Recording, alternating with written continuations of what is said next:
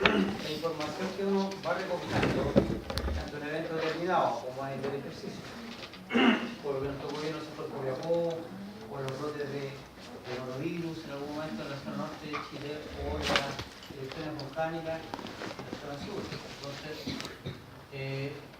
se define como un lugar determinado en la cual se hace una descripción rápida de la situación que se está viviendo. ¿Ya? Permite planificar acciones y tomar decisiones y teniendo en cuenta la factibilidad y la viabilidad de las mismas decisiones, según los recursos, según las voluntades técnicas y políticas. Entonces, busca una situación de riesgo para la salud ante los desastres naturales, daños para la salud confirmados en regiones limítrofes, el potencial de diseminación, que es el paso fronterizo, aquí de riesgo, principalmente el paso norte de Chacayuta, en Arica, algunos pasos fronterizos que tienen una baja vigilancia desde el punto de vista epidemiológico. Los pasos informales hoy día es muy potente, ya que hay muchos migrantes que llegan a nuestro país e ingresan por pasos que no son formales. Entonces, de pronto puede haber personas que vienen incubando alguna enfermedad como el sarampión, como un cuadro de dengue, un cuadro de malaria, y en nuestro país se presentan condiciones que puedan facilitar que esas enfermedades se transmitan. En el caso del sarampión, la población chilena que nació entre el año 71 y el 81 recibió la mitad de la dosis de vacuna contra el sarampión. Una decisión político-económica en ese momento que a la larga jugó en contra de la tasa de inmunidad que tiene la población que nació en ese rango de tiempo. Entonces, una persona que nació en ese rango de tiempo, en este momento se ve enfrentado a una persona que está incubando o diseminando el sarampión, es probable que se contagie. Si esa persona viaja a los países, al continente europeo, asiático, Centroamérica, Norteamérica, Venezuela, Brasil, por su tasa de inmunidad, probablemente si tiene contacto con enfermos de sarampión se puede contagiar. Y por eso el gobierno en algún momento hizo algunas campañas de refuerzo contra el sarampión rubiola, por el Estado en parte de las mujeres, por el tema de la rubiola, pero también el sarampión. Y muchas de esas personas que están en ese bolso sanitario se vacunaron con este refuerzo, pero quedó un porcentaje de la población que nunca se vacunó y que para nosotros es de riesgo. Entonces, de pronto, cuando estas personas viajan y presentan un cuadro febril, problemas en la piel, estos temas, son de riesgo. Ahora sí, a modo de información, con el problema que se presentó en Venezuela y que empezó a exportar casos de sarampión al resto de América, en este momento Chile es el único país que no tiene sarampión en América, y la mayoría de los países ha ido teniendo casos que son importados, o sea, que vienen a la zona de otro lado por la enfermedad y desarrolla el cuadro en el continente. Y hasta el momento Chile es el único país que no ha tenido. Argentina tenía 14 casos hasta la semana pasada. Entonces, todo un poco derivado del fenómeno Venezuela y la crisis sanitaria, económico-sanitaria. Entonces, es por ahí que hay una situación de estar alerta al respecto. En relación a las enfermedades transmitidas por los mosquitos vectores, también hay un riesgo asociado de que nuestro país tiene 3 grandes fuertes de vectores que pudieran facilitar la diseminación de enfermedades como el dengue, como la fiebre amarilla, como la malaria, el chikungunya y el Zika. En el norte, en Arica, se detectó Aedes en el año 2016, desapareció por un tiempo y este año se volvió a encontrar adultos Aedes, ¿verdad? Y si una persona que es portadora del dengue en forma activa toma contacto con esos mosquitos y esos mosquitos con susceptibles, se puede empezar a formar un pequeño brote en Arica. Por eso que yo les comentaba que la Seremia de Salud y el Ministerio en general hizo un plan estratégico y reforzó los equipos de vigilancia ambiental en ese tema. Un poco más al sur, en los valles, incluso en Arica también en el valle, se encuentra otro mosquito que se llama Anófeles, que es el transmisor por intermedio de la malaria. Y de hecho en Arica ya tuvimos casos de malaria de un ciudadano venezolano que tuvo que aislarlo y hacer todo el bloqueo correspondiente. Y por suerte no se generaron, a partir de ese caso, no se generaron otros casos. ¿Ya? Entonces, y en la zona central tenemos otro mosquito que es el Culex. Está asociado a los ríos, a los cursos de agua, y nosotros tenemos un fenómeno, estamos en Chile, está ubicado en las líneas o las vías migratorias de las aves que vienen del norte hacia el sur. Entonces, uno de los grandes riesgos que hay para nosotros como país es la enfermedad que se llama West Nile, ¿ya? Como enfermedad del Nilo occidental. Entonces, produce un cuadro neurológico y puede producir la muerte de las personas. Y las aves han traído ese virus por años, y los mosquitos han picado a las aves, y en algunos casos han picado a los caballos en la zona de Renca. Y el SAC tiene un estudio hecho al respecto, en el cual ha detectado anticuerpos contra el West Nile hace años atrás. Y hay una vigilancia en estos momentos desde la zona central hacia el norte, y se reforzaron todos los equipos de vigilancia ambiental para las enfermedades transmitidas por mosquitos vectores. Se ha sensibilizado a los equipos médicos para que todas estas enfermedades febriles, que son muy parecidas, ¿verdad?, se evalúen y se analicen hasta llegar a un diagnóstico lo más efectivo posible. Todas las muestras correspondientes se implica, se vean los nexos epidemiológicos, si hay viaje, por ejemplo, o se ha tenido contacto con mosquitos, se ha tenido contacto con animales. Entonces hay que hacer todo un estudio al respecto. Volviendo a esto, aquí hay también organizaciones de eventos que conlleva gran concentración de personas, las fiestas religiosas en el norte o en el sur, la zoonosis, ¿verdad?, las emergencias radiológicas y toxicológicas, que anteceden a daños humanos. En situaciones de daño en la salud, como los brotes, epidemias, eventos de salud de importancia internacional que se conocen como SPID, según el Reglamento Sanitario Internacional, las convulsiones sociales y las múltiples víctimas. Aquí este fenómeno también ha ocurrido en nuestro país, en la zona norte, cuando fue el aluvión de Copiapó general. La población se tomaba. ¿Te vieron ayer la protesta como contra la caravana del presidente en Iquique? En que la turba se fue encima de los vehículos. Bueno, en el norte a nosotros nos pasó en que las camionetas que iban hacia Chañaral fueron bloqueadas, y la gente, en unas camionetas le dijeron los espejos, por suerte no pasó a mayores, pero la gente exige cosas de pronto, soluciones rápidas y concretas. La gente no es como antes que uno le da un abdominal, dos abdominales, tres abdominales. La gente quiere soluciones como el tipo del McDonald's, ahora ya. Entonces, un poco ese es el fenómeno que se está viviendo, y eso se llama las convulsiones sociales que se producen de repente.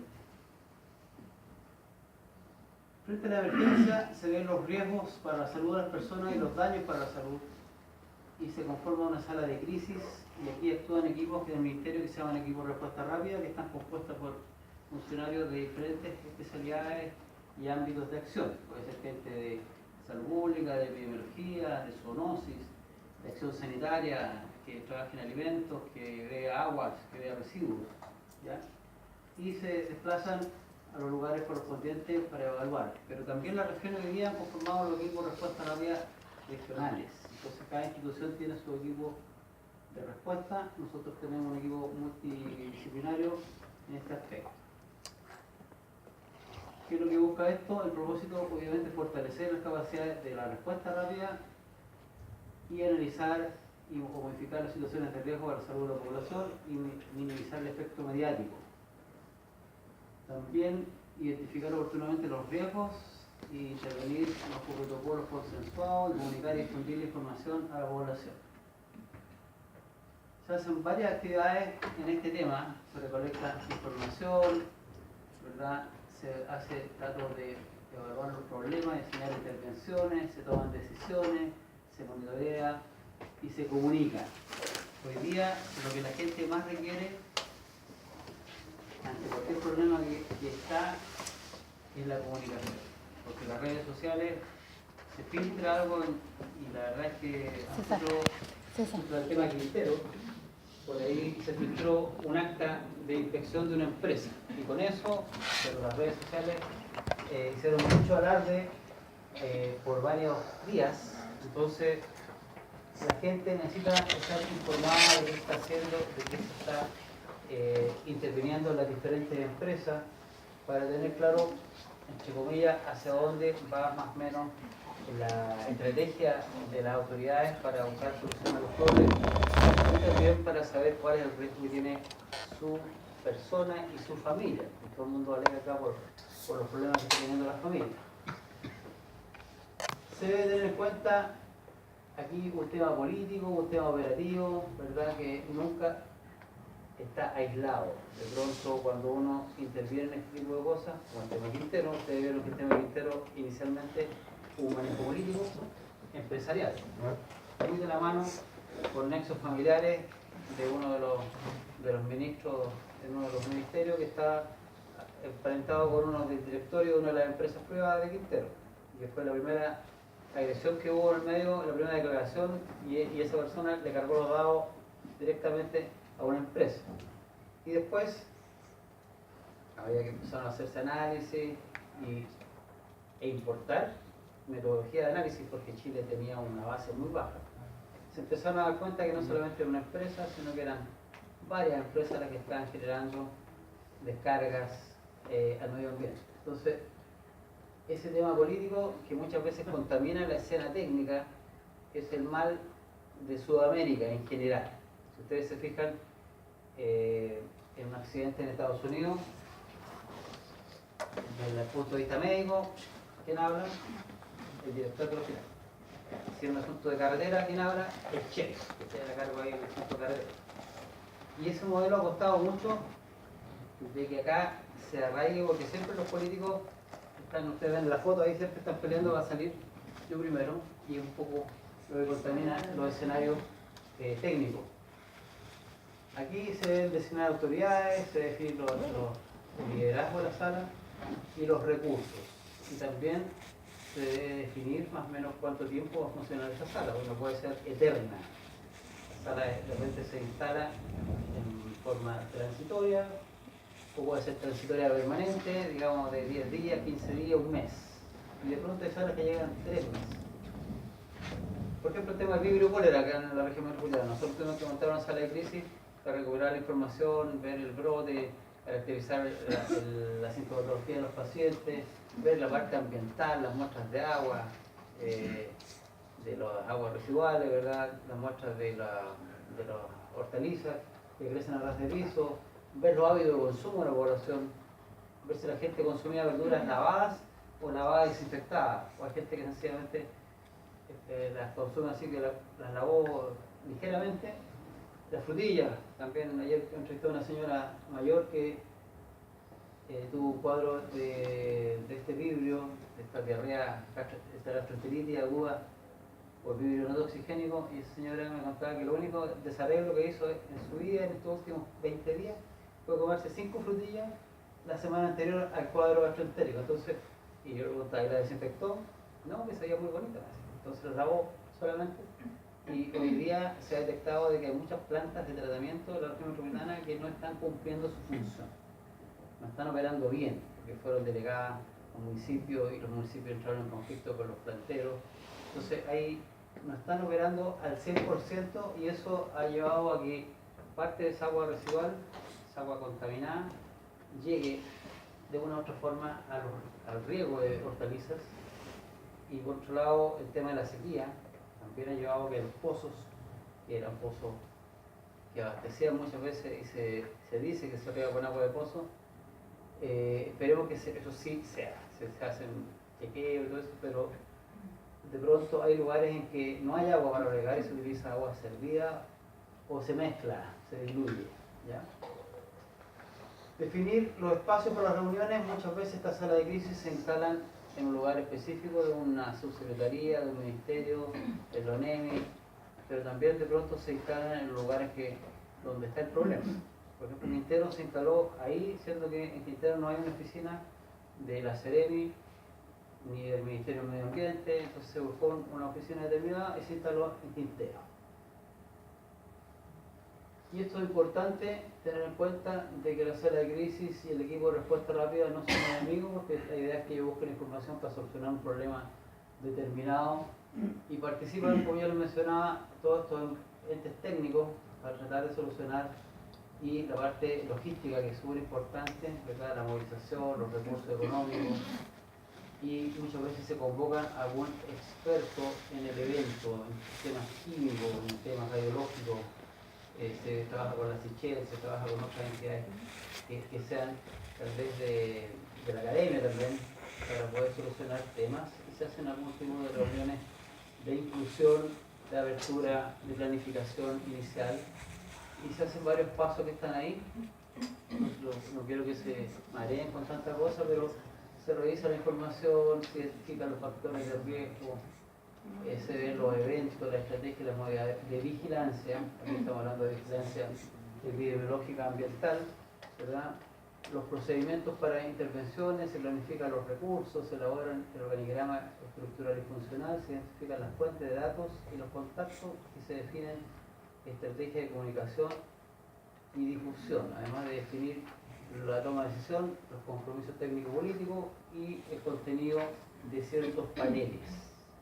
Y ahí es donde se empieza a complicar el tema, en términos genéricos. Entonces cada una de estas cosas, si ustedes la analizan en detalle, tiene una serie de pormenores, ¿verdad?, que van a llevar a seguir con esta metodología que es paso a paso, de los factores presentes que rigen el riesgo y las complicaciones, todo eso que está acá, el tema ambulatorio, las hospitalizaciones, todo eso nos está dando un indicador de qué es lo que está pasando en la población, ¿verdad?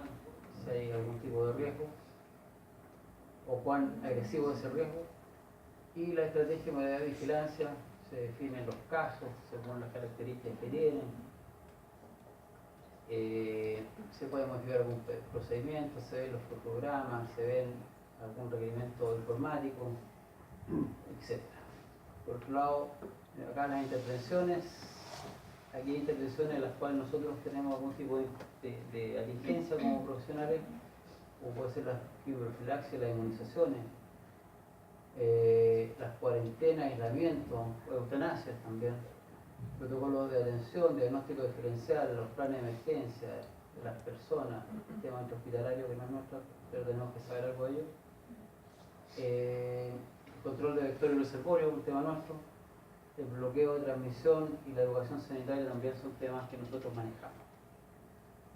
Y planificar los recursos para la intervención, qué es lo que se va a hacer, las actividades, cuál es mi meta en eso, cómo lo monitoreo, qué recurso humano tengo, recursos físicos, la movilidad, los equipamientos, los descartables, etc.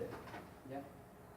Y así voy avanzando para tener un programa y veo quién está la autoridad responsable en estas salas de crisis, que por ejemplo si hay un problema forestal, obviamente la CONAF es la que lleva el liderazgo técnico. Yo le explicaba la otra vez que está el sistema de protección civil del Ministerio del Interior, liderado por la ONEMI, en la cual la ONEMI tiene un rol coordinador, hay una autoridad política que lleva la vocería generalmente, y hay un ente técnico que es la subsecretaría que se hace cargo del problema, agricultura, salud, ONAF, Senagiomín, dependiendo del fenómeno que estemos enfrentando. ¿Ya?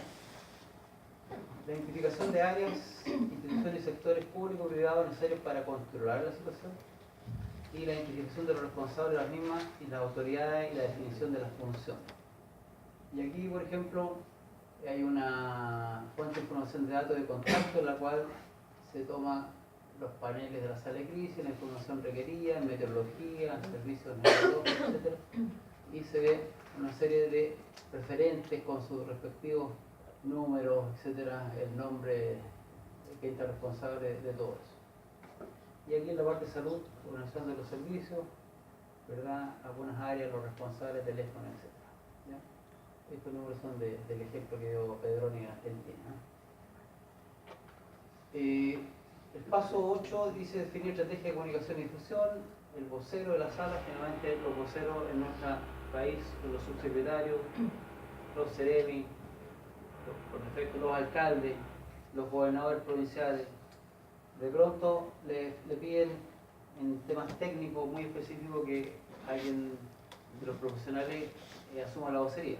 Por ejemplo, el doctor Callaga, de confianza en este tema, y siempre Acérreme cuando hay temas que son muy quisquillosos, le pide que asuma la vocería de algunos temas relevantes. Los medios de comunicación son súper importantes y la periodicidad y la hora de cierre de los informes o cierre del parte. Los días y horario de conferencia, de prensa, ¿verdad? La definición de tipos de informes, formato, logo y contenido. Y se define si los informes son diarios, son informes de prensa, son alertas, son resúmenes semanales, son informes finales al terminar el evento. También la comunicación debe permitirse a los primeros en comunicar las noticias antes que las redes sociales y los medios de comunicación y actualizar permanentemente. Y la definición del proceso para la toma de decisiones es una cosa relevante, y la definición del contenido de los paneles que en general la OMS, OBS hablan de 8 paneles que los vamos a mencionar. El panel 1 habla de los antecedentes genéricos de cómo parte la situación, que en el fondo fue lo que vimos en la clase, en el ejercicio de la primera clase. Ahí están todos los antecedentes, cómo partió este terremoto acá en la zona central de Chile, ¿verdad? Y ustedes ven la ocurrencia, la hora, la intensidad, etcétera, quién afectó, la demografía, los servicios básicos se afectaron, que ustedes tienen más o menos clara la película. La capacidad instalada con respecto a la atención de salud, vigilancia y programas, que en ese antecedente habla de que muchos lugares fueron siniestrados, ¿verdad? Después el panel 2 habla de la situación actual. O sea, si este evento se fueron haciendo reportes, se fue evaluando durante el día. Si estamos en el día 5, el día 6, eso es lo que yo voy a escribir en esta situación actual para tener claro qué está pasando hoy en relación a lo que pasó hace 5 días. Entonces, describo nuevamente el evento, estamos a 5 días del terremoto que ocurrió, factores presentes que las enfermedades, desde el punto de vista nuestro, preexistentes, situación del medio ambiente, demográfico y rutas de comunicación. El tema de la identificación del riesgo, si hay algún tipo de riesgo ambiental, químico, radiológico, epidemiológico por alguna enfermedad, riesgo por el tema del murciélago, riesgo por animales rabiosos, riesgo por anta, pudiera ser también que hay tema acá que evaluar. Y aquí se basa en esto, en las poblaciones expuestas al riesgo.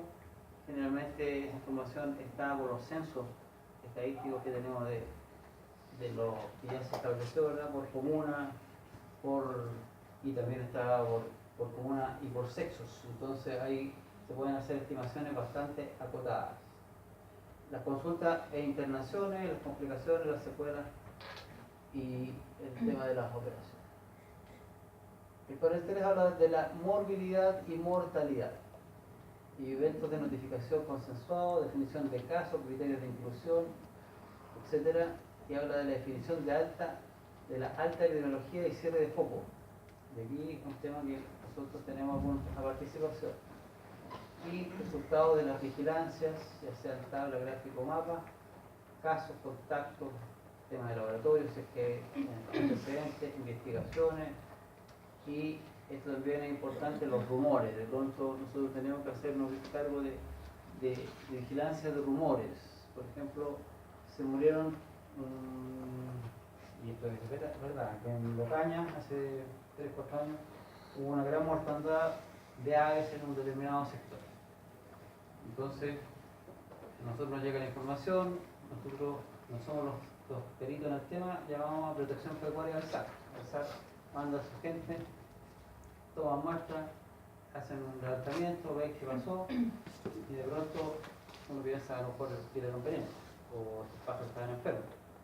Y lo que ocurrió fue que en la parcela de al lado había un fumigado y el viento contaminó gran parte de los alimentos que consumían esas aves. Entonces, ese rumor, que era un rumor, tenía algo de cierto. Y también eso lo hacemos nosotros con las personas cuando hay algún tipo de información que pueda ser, que pueda tener un contenido de asertividad en relación a lo que se está sospechando. Después en el 4 habla de la atención de salud, regulaciones de los servicios, los monitoreos de los equipos de salud, si están en funcionamiento, el horario de atención, las georreferencias, etc. Todo esto que ustedes ven aquí, hay una página que se llama www.asnm.cl, que a lo mejor les puedo ayudar en algún momento a ustedes por otras materias, en la cual hay un link ahí que es la página de la Seremia de Salud, y hay un link abajo que dice estadísticas y mapas. ¿Ya? Vamos a ver enseguida. Y ahí se puede filtrar y ustedes pueden obtener mapas de la región y patología y estadísticas de patologías por comuna. Bien dinámica esa parte. Los planes de emergencia, los servicios de salud, los resultados, las actividades, las coberturas, los traslados de urgencia, los stocks de insumos, vacunas, medicamentos, elementos de protección personal y respiradores. Por ejemplo, aquí siempre hay un drama con las máscaras de rostro completo. Entonces, ¿la ubican ustedes las máscaras de rostro completo? ¿Sí? ¿Alguien no las conocen? Son unas máscaras que en realidad protegen toda la cara y usan diferentes tipos de filtros. Y que permiten ingresar a lugares de riesgo químico o de riesgo biológico. También hay otros elementos que son unas capuchas con un motorcito y que mete aire a presión positiva, entonces uno no tiene necesidad de tener una máscara aquí, porque por la presión positiva siempre está botando aire y tiene un filtro, entonces uno no tiene riesgo de inhalar parte del aire que pudiera estar contaminado afuera. Esta habla de la vigilancia y control ambiental. Fíjense ustedes acá que hay harto que decir de la intervención de los médicos veterinarios cuando hay un evento en el cual se debe intentar tener algún tipo de acción. Por ejemplo, el concepto de quimioprofilaxis, ustedes lo conocen, ¿verdad?, por epidemiología. Las inmunizaciones o vacunas, la reducción de la fuente de contaminación por alguna intervención, los vectores reservorios y aquí algún control reumatológico que se requiera hacer. Y algunos resultados de campo como la vigilancia, el control de riesgos, las dosis, vacuna quimio, el cloro en el agua. Si ustedes se fijan en el ejercicio que estamos viendo, se cortó el agua en gran parte de la región inicialmente. La inspección de ciclos de elaboración de alimentos, aquí es un concepto nuevo que en el año 2010 empezó a surgir este concepto de que los albergues, aparte de eso, hubo un albergue para animales. Ya a raíz del terremoto también, sobre todo en las zonas más afectadas, que quedaron muchos animales dando vueltas, mayores y menores. Entonces hubieron agrupaciones de animalistas, muchos de ellos que los cuales participaban profesionales de nuestra carrera, y organizaron estos camiones. En el código azul que se está implementando acá en el Víctor Jara durante el invierno pasado, llamó la atención que también se habilitó de la parte trasera del Víctor Jara un hospedaje para animales. Entonces la gente que vive en condición de calle y que tiene habitualmente 3 o 4 animales, tenía la posibilidad de guardar sus animales también durante la noche en esos caniles. Entonces hay toda una evolución en este fenómeno de los albergues que hay que considerar y que de pronto nosotros como médicos veterinarios nos piden que demos algunas pautas o algunas directrices o incluso que lo organicemos, porque somos las personas más indicadas para hablar en estos temas, ¿verdad? Y los riesgos asociados que pueden haber en relación a estos caninos. Y este es un tema que siempre deben manejar ustedes, ya sea la empresa privada, pública o donde ustedes trabajen, su stock de insumos y medicamentos y elementos de protección personal. Eso sí o sí deben tenerlo clarito. Aquí pasamos un poco a lo que se había hablado anteriormente, la discusión de comunicación social, la definición de la estrategia de comunicación, la vocería, las definiciones, la periodicidad, los días, los horarios, los productos que se producen acá, digamos, lo concreto, ya sea el documento, en declaraciones, en folletos, en informes, ¿verdad? Y las líneas de acción que se van a seguir, porque después de esto, cuando uno evalúa y hace esta metodología de ir paso a paso, tiene que sí o sí hacer algún tipo de intervención, que esto es muy dinámico, vamos alimentando esta sala con estos paneles y el insumo que yo tengo de la actividad que realizamos hoy día, a la cual yo estoy reportando, y que quedaron pendientes tal vez para el día siguiente 3 de esas actividades, más hay que sumarle otras tantas, se pudo mejorar tal vez una condición de un colegio, un albergue, de un albergue de animales. Entonces tengo que planificar mis líneas de acciones en el corto, en el mediano y en el largo plazo. Ya la comunidad hoy día ya no te pide respuestas para el hoy día solamente, sino que también que se proyecte esa respuesta, ¿verdad? Y aquí nosotros vamos a tener una hipótesis de los problemas generados durante el análisis integrado. Sabemos qué está pasando, sabemos cuáles son los riesgos potenciales que vienen después de un evento como el que estamos evaluando en el ejercicio, ¿verdad? Que fue muy dramático lo que hablábamos la semana pasada, pero que continúa, porque no es algo que se solucione de un día para otro. Entonces hay propuestas de intervención para buscar soluciones, hay acciones puntuales que llevar a cabo en los días siguientes, y la organización de la sala de crisis tiene que tener, obviamente hablamos de un liderazgo, de una vocería, de los contactos. Aquí uno tiene todos los teléfonos de los contactos de las municipalidades, los encargados del departamento del ambiente, los colegas que trabajan ahí. Uno ya sabe cuando está metido en esto, sobre todo la gente que trabaja en Sonofi, sabe qué municipio tiene más peso y más recursos, ¿no? A veces, y más experiencia de pronto. A veces se compensa la experiencia y la iniciativa por los recursos, ¿ya? Y ahí sabe a quién contactar en este tipo de cosas.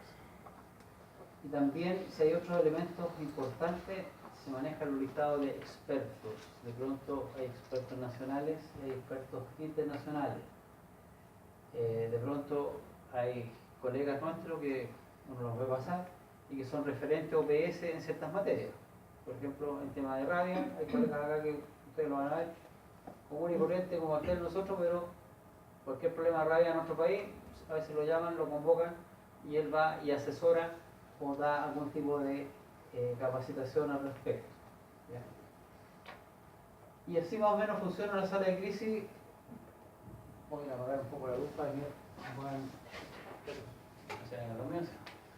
Y se basa en tablas, en mapas, en algún tipo de gráfica, información que es válida para los días que dura esta emergencia, y que, como les digo yo, es dinámica, porque estos equipos que trabajan acá van haciendo informes diarios, unos van a terreno, otros hacen los informes, y la idea es tener claro qué está pasando, ¿verdad? Qué está pasando día a día con diferentes situaciones, ¿verdad? Esto de acá fue el Copiapó.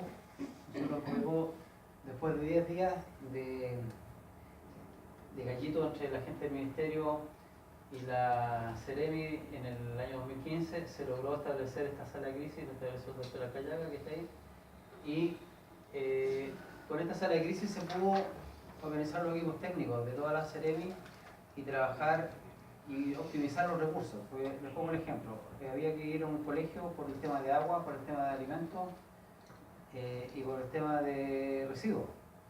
Entonces, de repente aparecían 3 equipos diferentes en el día de la misma institución. Entonces, aquí regulando la información, se iba un solo vehículo, iban 1 o 2 funcionarios de diferentes ámbitos y se optimizaban los recursos. Entonces ya esta ayudó a ordenar y a tomar decisiones apropiadas. Ahí está una sala con una reunión de mediodía tal vez porque hay poca gente. Y esto es lo que se hace acá en Santiago. Esta es la oficina que tenemos nosotros. Los beneficios: contribuye a controlar y prevenir problemas de salud, mejorar la eficiencia de las intervenciones, lograr mayor impacto en las intervenciones. El tema de la prensa, hay que tratar de mantenerlo a raya, ¿verdad? Y las autoridades ven que la información está ordenada y fluida como para tener una visión más detallada y técnica, ¿verdad? Y prestigia el trabajo de los epidemiólogos, pero tiene alguna dificultad en la transferencia de la información a los profesionales, y la ausencia de tomadores de decisiones en las reuniones de pronto son temas importantes, ¿ya? Eso a grandes rasgos para que sepan ustedes cómo se trabaja en estas situaciones, que ustedes las van a ver cuando ven de pronto las autoridades y ven estos mapas atrás, en la ONEMI, puede ser la Ceremi. Es porque se estableció una sala de crisis y se está trabajando en ella. ¿Estamos claros ahí? Vamos a mirar parte del ejercicio que Si partimos la semana pasada, me interesa saber cuántos grupos se formaron. ¿Cuántos grupos hay aproximadamente acá? El mismo de clínica. ¿5 o 6?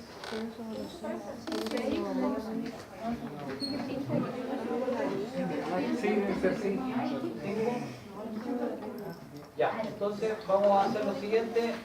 Estos 5 grupos no es para que se organicen nada, es para el trabajo que ustedes van a entregar a fin de la última clase, como quedamos de acuerdo la semana pasada, ¿cierto? Entonces, para tomar como modelo este tema de los paneles, y la próxima clase, que es la clase 3, ya que vamos a ver que aparecen los temas muy atingentes con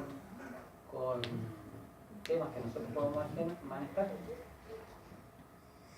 Por grupo yo le voy a asignar un tema específico que ustedes van a desarrollar en detalle siguiendo un poco esta metodología. ¿Se entiende? Por ejemplo, intoxicación alimentaria en un albergue. Por ejemplo, brote de rabia por murciélago. Por ejemplo, perros por rabia en un determinado lugar, un albergue. Ustedes van a decir, ¿qué es lo que se hace en esa situación? Considerando que estamos en una emergencia más o menos grande, un desastre, ¿verdad? Pero desde el punto de vista técnico, ¿qué es lo que ustedes le recomendarían a la autoridad que le pidieron esta asesoría para que hiciera una intervención específica? Y ahí ustedes tienen que echar a andar todas sus herramientas y sus conocimientos que han adquirido en estos ramos, que son puntuales. ¿Les parece? Porque si les pido a todos que hagan de todo, sí, puede ser. Pero se van a entrar a complicar. Entonces la idea es que tal vez por grupo uno se meta en un tema y tal vez en la última clase podamos comentar al respecto de esto, aprendamos de todo. ¿Les parece? Sí. Ya, bueno. Pues ahora vamos a hacer esta lectura. Yo ya la subí al... Vamos a ver. La subí a la página, por si acaso. Vamos a leerla rápidamente y de ahí quedan en libertad de acción ustedes. Este mismo 4 del 10, que el informe de las 8 horas de la ONEMI dice que 8 equipos BUSAR de bomberos a nivel nacional fueron activados y arribaron a la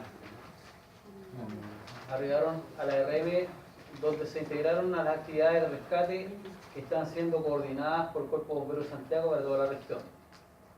Ya hay 16 edificios de más de 10 pisos y 43 edificios entre 4 y 10 pisos colapsaron durante el terremoto. En estos lugares se concentran actividades de rescate.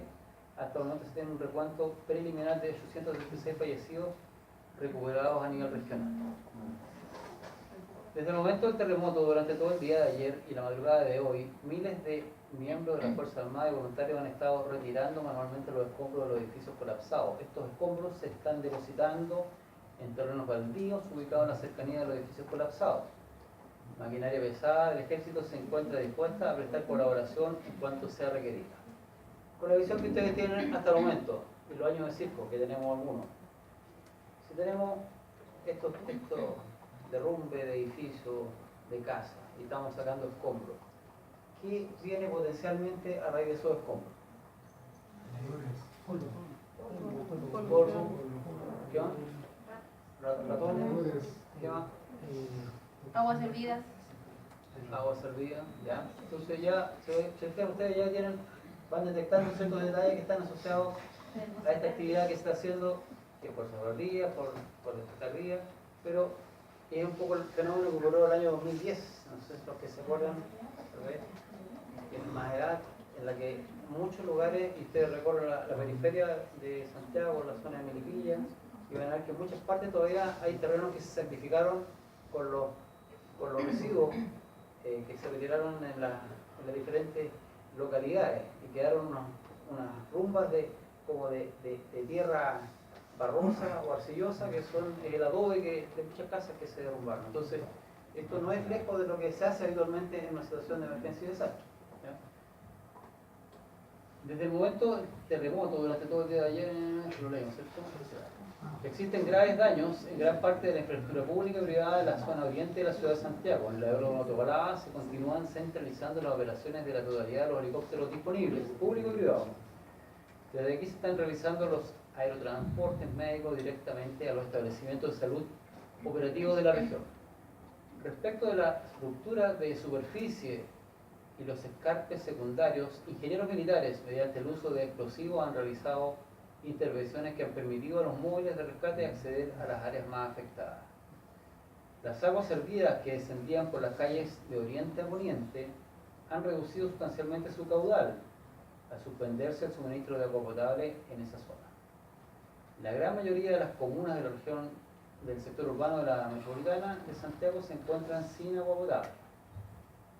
Entonces aquí tenemos un sector urbano de la región metropolitana, ¿verdad? Y un sector rural. Se encuentra sin agua potable. No hay información respecto del tiempo de reposición ni de la condición del sistema de agua potable rural a nivel regional. Entonces, ¿se acuerdan del 2010? En que los primeros días no hubo electricidad prácticamente durante 4 días, ni telefonía prácticamente una semana, y la información era un poco por la televisión o por la radio. Entonces, las autoridades de las empresas, de estas empresas, digamos, eléctrica, agua, comunicaciones, generalmente son muy cautas antes de dar un pronóstico de cuándo va a estar repuesto el servicio, porque es pisarse la cola. Cuando uno se anticipa y dice que en 2 días, 3 días, entonces primero hace una evaluación técnica muy acabada de su repetidora, de sus torres de alta tensión, de sus ductos de agua, etcétera, antes de las plantas de agua, antes de poder decir en tantos días estoy operativo. Todo el sector oriente de la ciudad se encuentra sin energía eléctrica. En él establece que frente al colapso estructural de estaciones y de los sistemas de tendido eléctrico, la primera estimación de reposición de suministro eléctrico para las comunas del sector oriente es de 30 días. Entonces, fíjense ustedes lo que significaría 30 días sin suministro eléctrico, el impacto que... ¿Ah? Ley marcial, dice usted. Por ahí viene, ¿ves? La Brigada de Operaciones Especiales de Lautaro, que son los comandos del ejército, se encuentra desplegada en las comunas de Las Condes, Vitacura, La Reina y Los Barnechea. Las comunas de Peñalolén, La Florida y Puente Alto han recibido el despliegue de la Brigada de Operaciones Especiales del Cuerpo de Infantería Marina. Los municipios más afectados informan lo siguiente: San José de Maipo, no hay energía eléctrica, telefonía celular o fija. Toda la comuna se encuentra sin agua potable. La comunidad se agrupa en las cercanías de la base de armas San José de Maipo, estableciéndose un campamento con carpas en el lugar. Entre el 60 y 60% de las casas se encuentran totalmente destruidas. Se encuentran registrados en la municipalidad 1.500 damnificados. El derrumbe del Cerro Divisadero arrasó entre 4 y 6 manzanas del pueblo, así como más de la mitad del Hospital San José de Maipo. Se está intentando establecer un número tentativo de desaparecidos, el que nunca sería menor a 200 personas. El Ministerio de Obras Públicas informa que la ruta G25 se encuentra con derrumbes completos de la calzada al cauce del río en varios lugares. El puente ubicado en la cercanía de las vertientes tiene daños estructurales que no permiten el uso hasta que no sea evaluado. Estimaciones iniciales establecen que el tiempo de reparación de las vías hasta San José de Maipo no podría ser menor de 2 semanas. El equipo de la Oficina Comunal de Emergencia se encuentra monitorizando visualmente en tiempo real el embalse generado por el derrumbe del Cerro Divisadero sobre el cauce del río Maipo. Dicho monitoreo establece que el embalse de las aguas del río tiene entre 4 y 6 metros de altura hasta este momento. ¿Alguien ha leído sobre el terremoto de Valdivia alguna vez? ¿Alguien sabe del Riñiguazo, ha escuchado del Riñiguazo, del problema que hubo en el Riñihue? Bueno, el Riñihue pasó algo parecido a lo que se describe aquí. Con el terremoto del 60 cayeron muchos árboles que estaban cercanos al borde del lago y formaron una represa, entre comillas, natural por los árboles, ¿verdad? Y empezó a aumentar el nivel del lago Riñihue y empezó a disminuir el cauce del río Riñihue, que abastecía varias ciudades y abastecía con agua para el consumo humano. Y entonces se formó un problema enorme porque con el terremoto del 60 hubo otro terremoto previo, ¿verdad?, en la zona sur de Chile, y quedaron cortadas las carreteras en la vía férrea. Entonces no había cómo llevar maquinaria pesada para allá. Y se estableció un sistema de trabajo para poder drenar parte de esa presa que se había formado, una represa, ¿verdad? a picota y a pala. Y se estimaba que se iba a hacer en 6 meses ese canal para poder drenar. Y se hizo en 2 meses, ¿ya? Trabajando día y noche. Y posteriormente se aplicó explosivo en una parte y se hizo drenar parte de esta presa, ¿verdad? No fue directamente la presa, sino que venía todo el agua.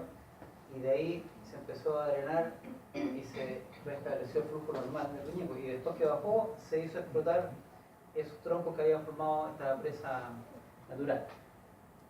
Y aquí puede que este fenómeno vaya para allá. O sea, se fijan ustedes que hay un tema aquí, dicho monitoreo establece que el embalse de agua tiene entre 4 y 6 metros de altura y sigue subiendo. En este momento hay un taco ahí establecido. Ustedes saben que ahí en San José de Maipo, o a lo mejor no saben, en Puente Alto, está la Escuela de Ingenieros del Ejército, ¿verdad? El regimiento que se llama Escuela de Ingenieros del Ejército, que es la que antes había establecido un ferrocarril hacia San José de Maipo, un ferrocarril pequeñito, no sé si tienen alguna... Ya no está el regimiento. Ya no está, sí, todo eso ha ido desapareciendo en el tiempo, pero ahí fue como la escuela de los ingenieros en ese tiempo, ¿ya? En Puente Alto no hay energía eléctrica ni telefonía fija, la mayor parte de la comuna se encuentra sin agua potable, el puente sobre el Maipo se derrumbó, siendo la comunicación terrestre con Pirque restringía el uso de la ruta 5. Sin embargo, el paso de vehículos pesados se encuentra restringido. Las plantas de agua andina tienen daños estructurales gravísimos, algunas estructuras colapsadas y otras dañadas seriamente. La primera estimación establece que a lo menos pasarán 15 días antes que se pueda producir agua potable. El río Maipo continúa con caudal cero, por efecto del embalsamiento ocurrido en San José de Maipo. El camino a San José de Maipo se encuentra intransitable con múltiples derrumbes a partir de las Vizcachas. Los establecimientos de salud dependientes de la Corporación Municipal de Educación de Puente Alto están parcialmente operativos, manejando los cuadros menores de menos complejos. Los cuadros más complejos continúan siendo derivados al Hospital Regional de Rancagua. En la Florida, igual no hay energía eléctrica, telefonía fija, y la mayor parte de las comunas se encuentra sin agua potable. En las urbanizaciones ubicadas al oriente de La Falla existiría un volumen de casas derrumbadas cercano a un 50%. Se habilitó el paso al sector de Locañas, personal militar se encuentra evaluando la situación. En el sector Villa Santa Teresa se han recuperado 63 cadáveres y 22 heridos graves que fueron transportados por vía aérea al Hospital Sotero del Río. Los condominios Alto Macul, Cumbre de Alto Macul, Santa Sofía y Locañas presentan daños estructurales mayores de cercano al 80% de las casas. En el sector de Panul, la ruptura de superficie de más de 4 metros de altura produjo daños gravísimos en más del 90% de las residencias. Se han registrado la existencia de 43 cadáveres. El supermercado Topo de Walter Martínez se derrumbó durante el sismo, emite fuertes olores de material en descomposición. El Hospital de la Florida está parcialmente operativo, con daños estructurales menores. La totalidad del personal se reportó a sus puestos de trabajo, se encuentra utilizando el agua de su estanque propio y su equipo electrógeno. Va a requerir apoyo de agua y combustible el día de hoy. Los centros de salud comunales se encuentran parcialmente operativos y en Peñalolén no hay energía eléctrica, telefonía fija o celular. Toda la comuna se encuentra sin agua potable. La recuperación de las víctimas de la Universidad Adolfo Ibáñez está casi concluida, con 190 cadáveres recuperados y 130 heridos trasladados al hospital militar. Excepto el hospital Luis Tigné, el CRS Cordillera, el Instituto de Rehabilitación Pedro Aguirre Cerda, deberán ser evaluados por ingenieros estructurales por los daños que sufrieron. El Centro de Salud Familiar Cardenal Silva Enríquez tiene daños estructurales mayores, igual que el comunitario de familia Carlos Ursúa, por lo que deberán ser evaluados estructuralmente el día de hoy. El edificio municipal de Peñalolén fue declarado inhabitable. Se procede a instalar un puesto de comando en el exterior del edificio. 9 jardines infantiles del sector Peñalolén Alto resultaron destruidos. Los condominios Alto Macul, Las Pircas, Las Tinajas presentan daños mayores en más de la mitad de las casas. No se reportan fallecidos ni heridos. El Jumbo Peñalolén, aunque resistió el terremoto, fue saqueado por una turba que después lo incendió. Bomberos evitó la propagación a otras vías. Así está la cosa. Pero bueno, usted decía que los chicos estaban muy malos. La Reina, dice acá de La Reina que el incendio del barrio industrial fue controlado por bomberos, se evitó la propagación a zonas residenciales. La unidad de emergencias químicas de la Serena de Salud se encuentra en el lugar para ver la disposición de los residuos peligrosos. ¿Ya? El hospital militar se ha transformado en el punto focal de la derivación de pacientes en el sector oriente. La Fiscalía Oriente ha dispuesto que los cadáveres embolsados con material aportado por el ejército sean colocados en camiones o containers refrigerados conseguidos por la ONEMI. Este tema, esta idea, se la conté con un nacio, ¿no? ¿La semana pasada? ¿Sí? Por el incendio de la cárcel de San Miguel. ¿Recuerdan ustedes el incendio de la cárcel de San Miguel? Sí. El 8 de diciembre del año 2012, creo que fue. 85. No, 85. 80 y tantos fallecidos. 88 parece. Se produce el fenómeno. ¿Usted ubica los carros del servicio médico legal? Las camionetas. ¿Cuántas cuerpos pueden llevar, creen ustedes? 4 o 6 cuerpos, dependiendo de máximo. Entonces, tiene 6 camionetas. ¿Cuántos viajes tenía que hacer por el tema de la cárcel? Estaban los familiares y toda la comunidad alterada, entonces era complejo. Entonces en ese momento llaman a un profesional de la Serena de Salud que está dando una epidemiología y le pregunta: tengo este problema, ¿qué puedo hacer? Y la verdad es que la experiencia de trabajar en un frigorífico, sí.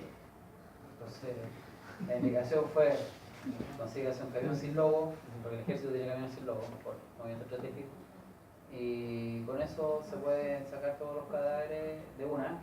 Y así se hizo, sacó la rampa y se instaló en el médico legal, que uno de las bajadas, porque tiene dos accesos. Y de ahí iban sacando los cadáveres y haciendo el cotejo con el ADN de los familiares. Un proceso que duró alrededor de 2 o 3 semanas. Pero son cosas que son reales y aplicables para un poco para traer a colación eventos que han ocurrido en nuestro país, de los cuales se va sacando algunas experiencias. El CEFAM o San Antonio Servicio de Atención Primaria y Urgencia con daños estructurales deberán ser demolidos. El CEFAM Juan Pablo II destruido por su totalidad. El edificio municipal fue evaluado por ingenieros estructurales, deberá ser demolido. En los edificios ubicados en el Príncipe de Gales de su numeración se determinó la búsqueda de sobrevivientes por el tipo de colapso. Bomberos declaran: no hay posibilidad de encontrar sobrevivientes, se utilizará maquinaria pesada para rescate de cadáveres. No hay energía eléctrica, en telefonía. En la mayor parte de la comuna se encuentra sin agua. Los 2 edificios colapsados al interior del campo militar de La Reina eran estructuras de educación, están sin víctimas. En Las Condes, esta comuna es donde existen los daños de mayor magnitud. Los edificios que colapsaron lo hicieron durante el sismo, por lo que los habitantes no lograron escapar en la mayoría de los casos. Entre los edificios colapsados identificados se pueden mencionar los siguientes: en Avenida Las Condes, Estoril, 2 edificios ubicados en Paul Harris, Los Fontecilla, Pura Mávida, en la comunidad Miradores del Alba, en General Blanche, entre otros.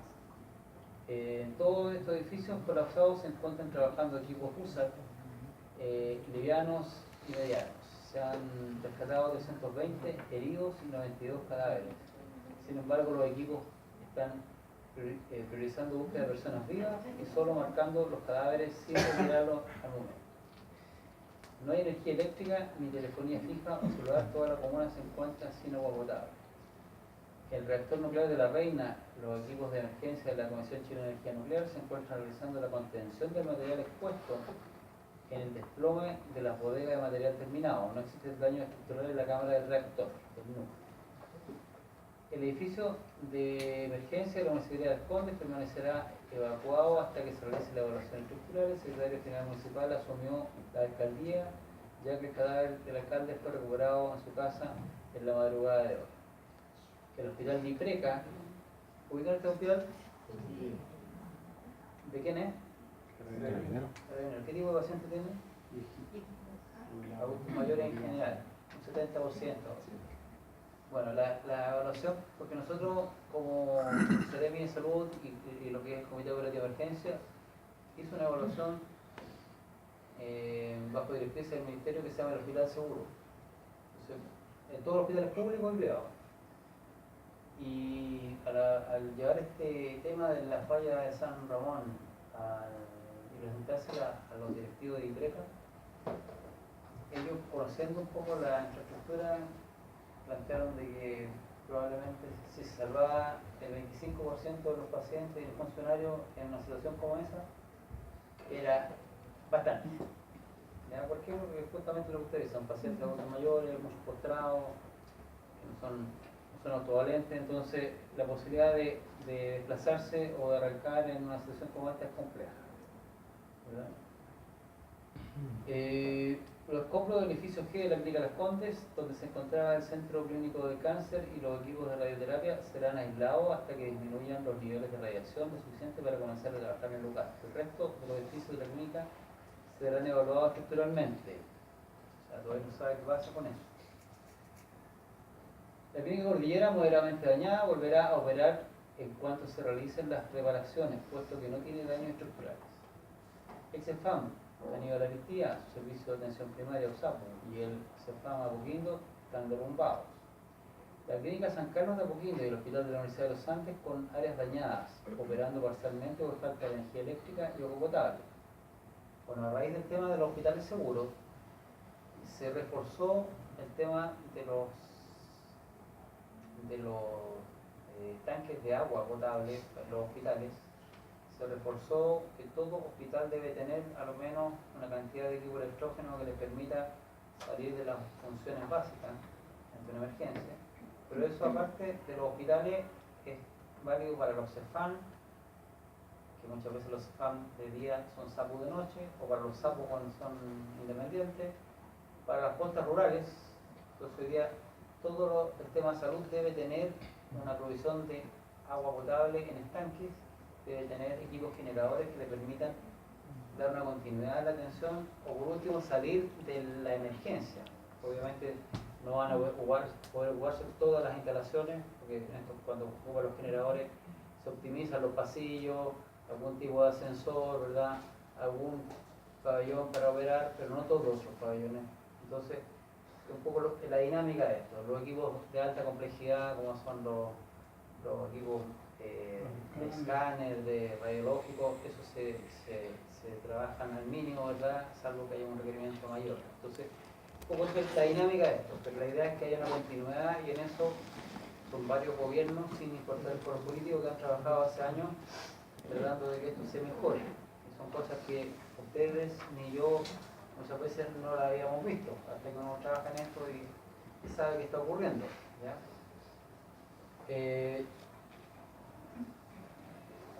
fuego de la placa oriente del mall Alto Las Condes destruyó totalmente la estructura. Bomberos se encuentran apagando los últimos rebrotes. En diversos lugares de la comuna se han observado murciélagos con actividad diurna y signos neurológicos. Se plantea la existencia de un brote de rabia. Se plantea la existencia, pero no se ha comprobado lo de ello. ¿Ya? En Vitacura, porque los murciélagos o terremotos habrán salido por el movimiento o que están con rabia. ¿Qué es la hipótesis inicial? Por el movimiento. Entonces, solo tenemos la evidencia en este momento puntual de que es con rabia. Vamos a ver qué pasa en unos días más. Donde habitaban se derrumbó. Se derrumbó, claro. ¿Y qué pasa con los ratones en un terremoto? Inmediatamente los ratones salen. Se aplastan, mueren aplastados. Pueden aplastados, pero también salen inmediatamente, ¿no? No. O sea, igual empiezan a seguir donde se mueve la gente. Pero inmediatamente. No. Los ratones generalmente, en lo que se comprobó científicamente en el año 2010, se demoran bastantes días en salir, porque tal como usted dice, también sus madrigueras, sus cuevas son aplastadas, se derrumban, hay muerte. Pero los que quedan vivos, que tienen una estructura bastante clara, se demoran bastantes días, entre 6, 8 hasta 10 días para poder salir nuevamente y ver lo que hablábamos antes, estos desechos, estos escombros o las materias orgánicas o lugares donde alimentarse. En Vitacura se puede destacar el colapso de los 3 edificios de la comunidad, edificio Plaza Estoril y del edificio Parque Tabancura Torrevieja. Todos los puentes sobre el río Maipo ubicados en la comuna colapsaron por efecto del terremoto. La autopista Costanera Norte se derrumbó en varios puntos, se estima entre 20 y 30 vehículos aplastados, atrapados o aplastados. La clínica Tamancura se desplomó en su totalidad al ceder los cimientos a nivel de los estacionamientos. Se estima entre 200 y 300